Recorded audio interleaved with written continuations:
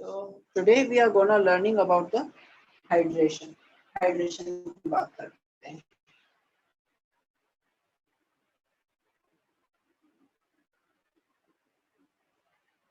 एक हाइड्रेशन होता क्या है?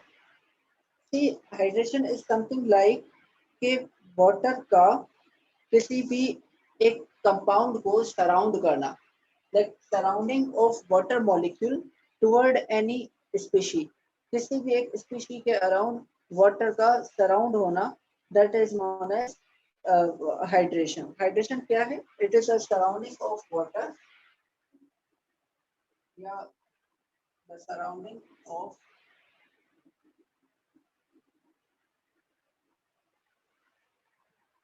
Surrounding water. ऑफ आयंस कह सकते हैं ना विथ H2O मॉलिक्यूल. हाँ, तो वाटर या H2O मॉलिक्यूल वही है ना. The surrounding of ions with water molecule. हाँ, ऐसे कह सकते. The surrounding of ion with water molecule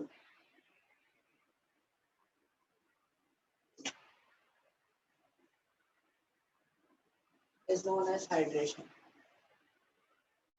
किसी भी आयन का सराउंड हो जाना वाटर मॉलिक्यूल से, इसको हम कहते हैं हाइड्रेशन. उस प्रोसेस को हाइड्रेशन कहते हैं और उस आयन को कहेंगे हाइड्रेटेड आयन. सच आयन या कंपाउंड इज या बिकम्स हाइड्रेटेड. वो हाइड्रेटेड हो जाता है. बिकम्स हाइड्रेटेड, वो आपका हाइड्रेटेड हो जाता है. तो that is like all about the hydration. ये हाइड्रेशन के बारे में है. अब होता क्यों है ऐसा और क्या होता है असल में? अब देखो, होता कुछ यूं है कि वाटर, आपको पता है ना कि वाटर के पास दो पोल्स होते हैं. Water is something like this, कुछ इस तरीके का होता है वाटर. ये हाइड्रोजन, ये यहाँ पर भी हाइड्रोजन. अब वाटर आपका ऑक्सीजन के पास होते हैं सिग्मा नेगेटिव और हाइड्रोजन आपके होते हैं सिग्मा पॉजिटिव. तो इसके पास दो पोल्स है, एक नेगेटिव पोल है, एक पॉजिटिव पोल है. तो दो पोल्स होने की वजह से हम लोग क्या कहते हैं? हम लोग कहते हैं कि ये आपका डाइपोल की तरह भी काम करता है. और इसके पास चार्ज के दो पोल्स होते हैं. ये पोल्स और लाइक के अट्रैक्शन का पावर ज्यादा प्रोवाइड करते हैं. देखो, हाइड्रोजन बॉन्डिंग में भी तो पढ़ा था ना कि एक वाटर का मॉलिक्यूल जो है वो 4 हाइड्रोजन बॉन्ड बना सकता है सराउंडिंग वाटर मॉलिक्यूल्स के साथ. तो सिमिलरली यहाँ पर भी ये वाटर का जो मॉलिक्यूल है ना, ये मुख्तलिफ मेटल आयंस के साथ उनके कंपाउंड में सराउंड हो जाता है. तो उनको ये क्या कर देता है? हाइड्रेटेड कर देता है. तो इसी तरीके से क्यों ऐसा होता है? क्योंकि इन्वायरमेंट में हमारे वाटर वेपर ज्यादा होते हैं. You know, environment is full of water vapour ज्यादा होते हैं. तो वो कंपाउंड के साथ जुड़ जाते हैं, और उनके अंदर वो जम जाते हैं क्रिस्टल के अंदर. जब क्रिस्टल अंदर वो जम जाते हैं, ऐसे कह दो कि ये एक क्रिस्टल है. मैं एक क्रिस्टल बना रहा हूँ कुछ इस तरीके से.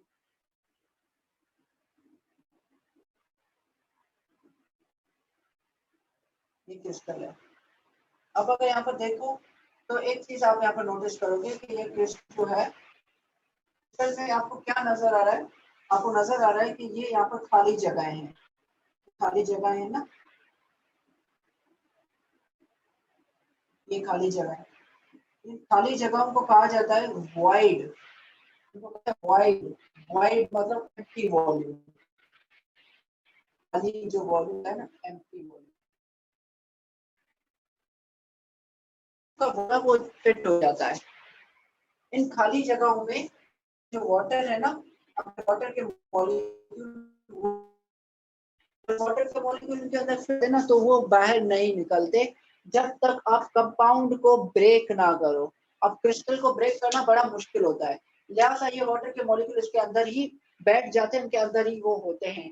तो बाहर से मॉलिक्यूल ड्राई होता है लेकिन अंदर के मॉलिक्यूल खाली वॉल्यूम में हो जाते हैं.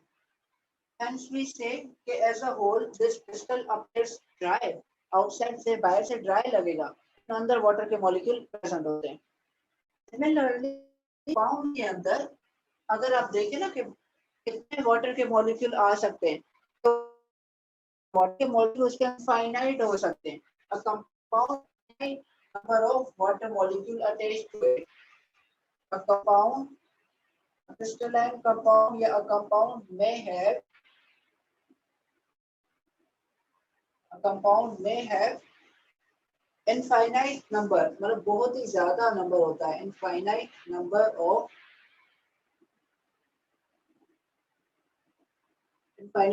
of water molecules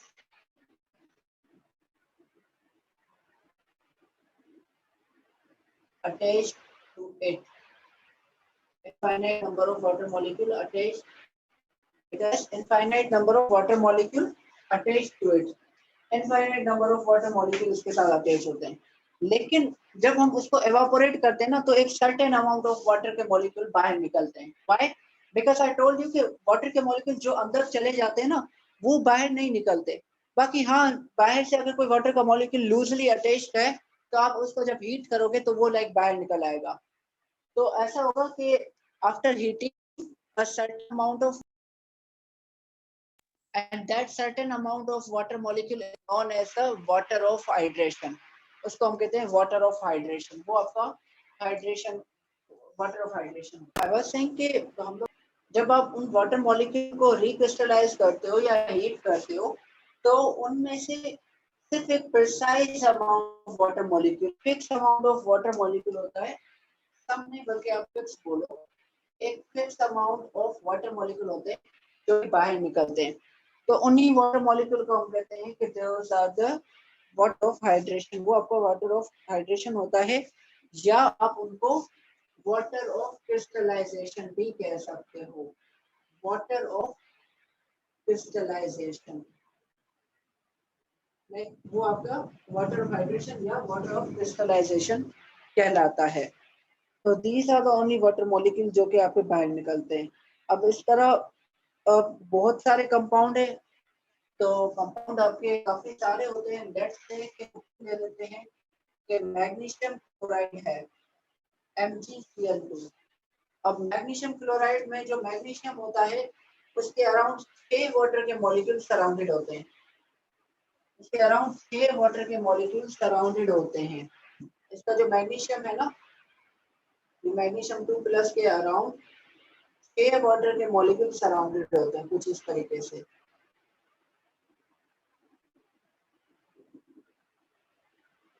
कुछ इस तरीके से आपके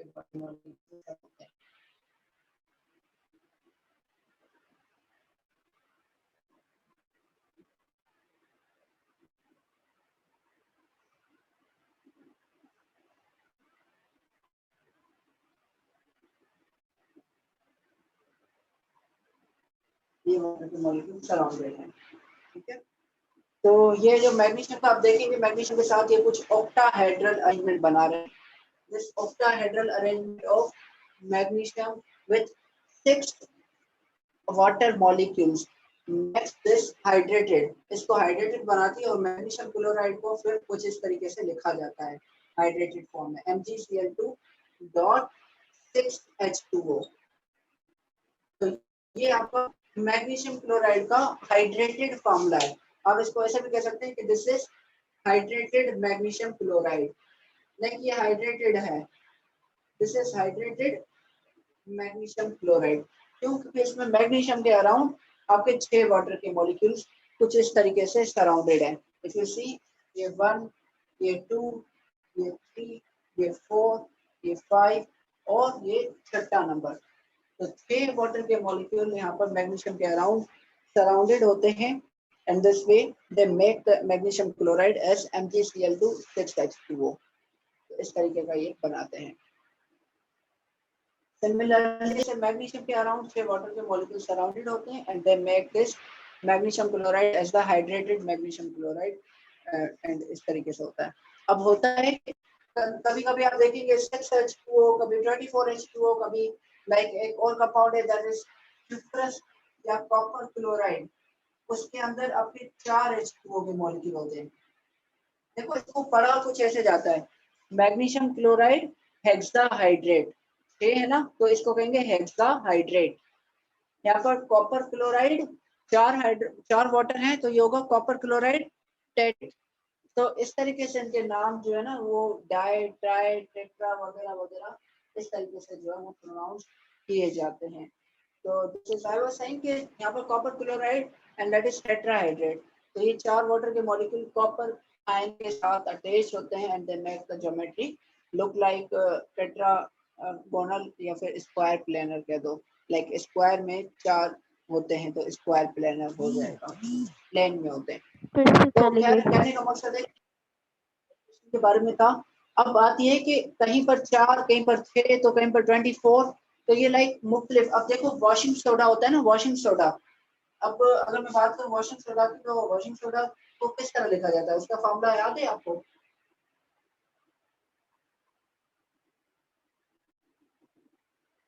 वॉशिंग सोडा का फॉर्मूला आता है?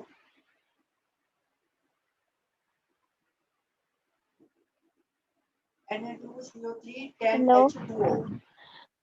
आपकी आवाज नहीं आ रही बिल्कुल भी, और ना ही वीडियो आ रही है। Wait a minute.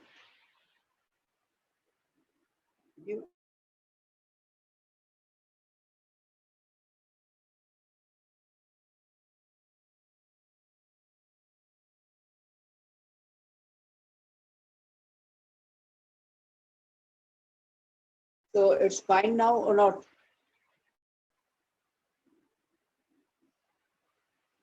वीडियो नहीं आ रही। तो शो हो रही है मेरे लैपटॉप में।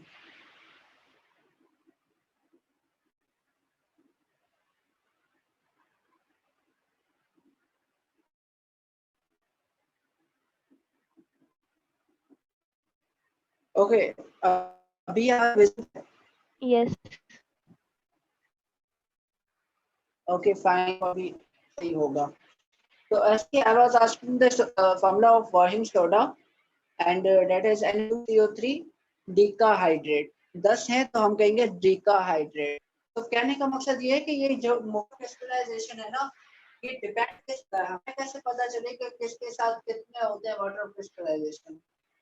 तो देखो हमें ऐसे पता नहीं होगा किसके साथ कितने हैं, हमें ये समझ में आ सकता है कि क्यों ज्यादा और क्यों कम होते हैं। तो अभी ये समझते हैं कि ये कौन सा फैक्टर होता है जिसपे वाटर ऑफ क्रिस्टलाइजेशन के जो मॉलिक्यूल्स होते हैं उनका नंबर जो होता है वो डिपेंड करता है। तो now we are gonna learning about कि कौन सा वो फैक्टर होता है जिसपे आपका हाइड्रेशन डिपेंड करता है या हाइड्रेशन ज्यादा कब होता है। तो सी हाइड्रेशन ज्यादा तब होता है when there are when there is a greater charge density। तो ग्रेटर चार्ज डेंसिटी होगी तो वहां पर ग्रेटर आपका वाटर ऑफ क्रिस्टलाइजेशन ज्यादा होगा। क्योंकि चार्ज डेंसिटी को पहले समझो कि चार्ज डेंसिटी क्या है। डेंसिटी किसके बराबर है? पर अगर चार्ज डेंसिटी ना, तो चार्ज डेंसिटी सिंपली सिंपली आपका क्या हो जाएगा, it would be by it is like कि आपका जो साइज है आयन का उसको आप डिवाइड करेंगे चार्ज से। तो सिंपली आप ऐसे कह सकते हो कि charge divided by size of ion, charge divided by size of ion. Like कुछ इस तरीके से चार्ज डेंसिटी को हम लोग कहते हैं charge magnitude of charge divided by size of ion. Density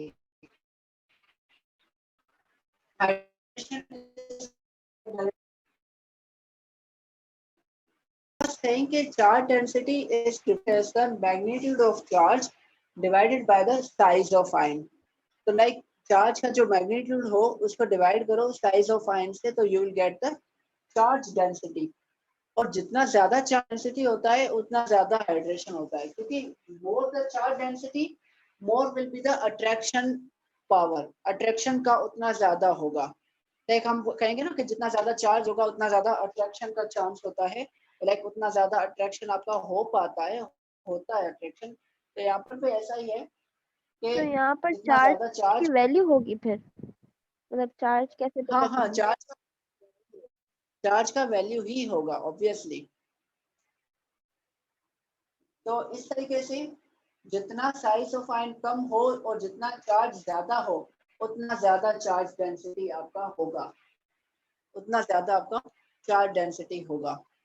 जितना साइज कम हो और जितना चार्ज ज्यादा हो, उतना ही चार्ज डेंसिटी आपका ज्यादा होगा, जो चीज है। और जितना ज्यादा चार्ज डेंसिटी उतना ज्यादा हाइड्रेशन, लाइक उतना ही ज्यादा वाटर ऑफ क्रिस्टलाइजेशन का होना, वाटर ऑफ क्रिस्टलाइजेशन उतने ही ज्यादा होते हैं।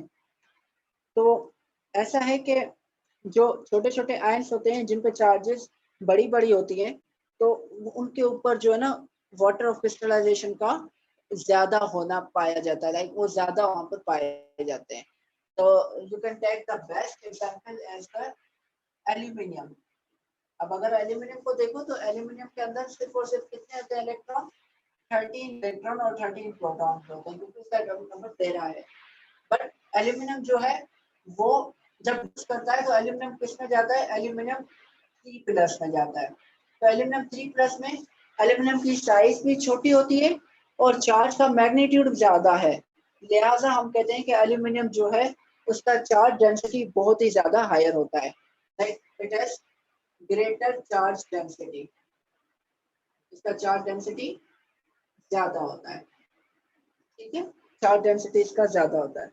Let's say if you talk about bromine, अगर ब्रोमीन की बात करें तो ब्रोमीन का एटॉमिक नंबर होता है आई गेस 53 होता है। कितना होता है ब्रोमीन का, do you remember?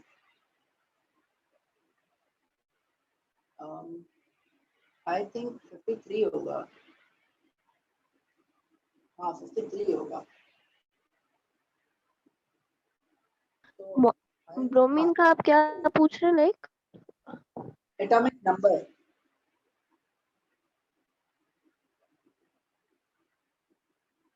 I think 53 होगा। ठीक है, मास 80 होता है मेरे ख्याल से, दिमाग में अभी तो यही आ रहा है। 79 होता है ना मास। हाँ 79 पॉइंट समथिंग होता है, वो 80 कहते हैं हम लोग। तो 53 इसका लाइक एटॉमिक नंबर है, तो दैट इज लाइक बहुत ज्यादा बड़ा है एटॉमिक नंबर। और ब्रोमीन का 35 है ना ब्रोमीन का तो। क्या कहा आपने?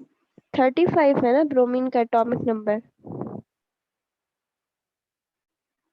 ब्रोमीन का एटॉमिक नंबर 35 कैसे होगा? हाँ सॉरी सॉरी सॉरी, हाँ हाँ सही है सही है सही है सही है, माय मिस्टेक। 35 होगा, 53 नहीं 35 होता है, उल्टा हो गया। तो ब्रोमीन जो है वो उसका चार्ज क्या होता है, उसका चार्ज होता है -1। तो देखो इतना बड़ा उसका साइज है, लाइक 35 इलेक्ट्रॉन, तो उसके अंदर ऑब्वियसली शेल भी तो ज्यादा होंगे ना, और ब्रोमीन के ऊपर चार्ज इतना सा कम है, तो इसका लेस होता है चार्ज डेंसिटी, चार्ज डेंसिटी इसका कम हुआ है, it is lesser charge density, charge density होता है। तो हम लोग इस तरीके से जो निकालते हैं, in your book it is given कि अगर हम लोग बात करें कि चार्ज डेंसिटी जो है डाउन द ग्रुप, तो डाउन द ग्रुप अगर आप ऑब्जर्व करें तो चार्ज डेंसिटी आपकी डिक्रीज होती जाती है। तो charge density decreases down the group, it decreases down the group। जैसे आप नीचे जाएंगे तो उस आयन की चार्ज डेंसिटी कम होती जाएगी, ठीक है ना। तो लेट्स से कि अगर आपको कोई बोले कि ब्रोमीन है, और सॉरी अगर कोई कहे कि फ्लोरीन है और ब्रोमीन है, तो इसमें सबसे ज्यादा चार्ज डेंसिटी होगी फ्लोरीन की, फिर क्लोरीन की, और सबसे कम होगी ब्रोमीन की, क्योंकि साइज बढ़ता जाता है, और जैसे जैसे साइज बढ़ेगा तो since charge density inverse size of ion, charge constant, अगर चार्ज को है सिंस इन सबके ऊपर -1 -1 -1 चार्ज है ना, तो तीनों पे चार्ज तो कांस्टेंट हो गई, जब चार्ज कांस्टेंट है तो जैसे जैसे साइज बढ़ता जाएगा वैसे वैसे ही चार्ज डेंसिटी डिक्रीज होगा। It is like inverse relationship, ये नीचे है ना, ये इनवर्स होगा, ऊपर वाला डायरेक्ट नीचे होगा इनवर्स। नहीं, जितना साइज ऑफ आयन बढ़ेगा वो चार्ज डेंसिटी कम होगा। लिहाजा ब्रोमीन का सबसे ज्यादा चार्ज, तो इसका चार्ज डेंसिटी सबसे कम होगा। और ब्रोमीन मतलब वाटर ऑफ हाइड्रेशन इसमें बहुत ज्यादा कम आपको ऑब्जर्व दिखाई देगा। ठीक है। अब मैं आपसे अगर पूछूं कि आपके पास एक है आपके पास, अगर मैं आपसे पूछूं कि पोटेशियम K+ और कैल्शियम 2+, तो इनमें से किसका चार्ज डेंसिटी ज्यादा होगा? जल्दी से बता दो। पोटेशियम +1 और कैल्शियम +2, इनमें किसका चार्ज डेंसिटी प्लस ज्यादा वन। होगा? पोटेशियम 1 का चार्ज डेंसिटी ज्यादा होगा। नहीं, उसका होगा ना, क्योंकि डाउन द इंक्रीज होगा ना। हाँ, कैल्शियम का ज्यादा होगा। एग्जैक्टली, कैल्शियम का चार्ज डेंसिटी ज्यादा होगा क्योंकि कैल्शियम के ऊपर चार्ज ज्यादा है, इसके ऊपर चार्ज कम है। बाकी अगर मास को देखो तो मास में ज्यादा फर्क थोड़ी है। इसका एटॉमिक नंबर है 19, इसका है 20, not a big difference. But अगर आप चार्ज देखें तो चार्ज इसका +1 है, उसका +2 है, तो चार्ज का ज्यादा इन्फ्लुएंस पड़ेगा। लिहाजा चार्ज डेंसिटी इसका ज्यादा होगा, इसका चार्ज डेंसिटी ज्यादा होगा, पोटेशियम से ज्यादा होगा कैल्शियम का। ठीक है। तो इसी तरीके से एक और है कि अगर मैं आपको बोलूं कि अच्छा, बस यहाँ पर ये इतना सही है। बस एक लास्ट चीज मैं आपको बताता चलूं कि